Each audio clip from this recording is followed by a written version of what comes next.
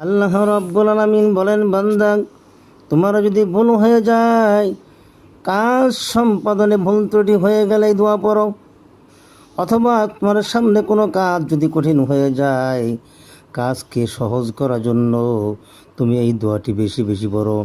ও রব্বানা ওয়ালা তাহমিল আলাইনা ইসরান কামা হামালতাহু আলাল্লাযীনা মিন ক্বাবলিনা রব্বানা ওয়ালা তুহাম্মিলনা মা লা তাকাতা লানা বিহি ওয়া'ফু আন্না ওয়াগফির লানা ওয়ারহামনা আনতা মাওলানা ফানসুরনা আলাল কওমিল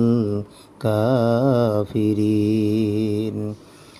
আল্লাহ রাব্বুল আলামিন যদি বলেন কোনো বান্দা যদি এই দোয়া বেশি বেশি পড়ে, আমি আল্লাহ পাক রব্বুল আলামিনের রহমত বরকত তার উপরে নাজিল হবে, সুতরাং তার ভুল দূর হয়ে যাবে, ভুল সম্পাদন হয়ে যাবে, কাজ সহজ হয়ে যাবে। আল্লাহ রাব্বুল আলামিন সমস্ত কষ্ট দূর করে দিবেন। আল্লাহ রাব্বুল আলামিন সব কিছু সমাধান করে দিবেন, সহজ করে দিবেন।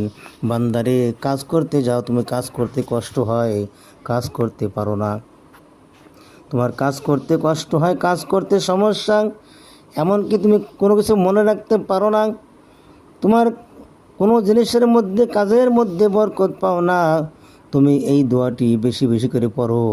5 ওয়াক্ত সালাতের পরে, ফরজ সালাতের পরে, 5 ওয়াক্ত নামাজের পরে সালাম ফেরানোর পরে এই দোয়াটি 5 বার 7 বার বা কমপক্ষে 1 বার পড়ো। পরে আল্লাহ রাব্বুল আলামিনের কাছে দোয়া করো।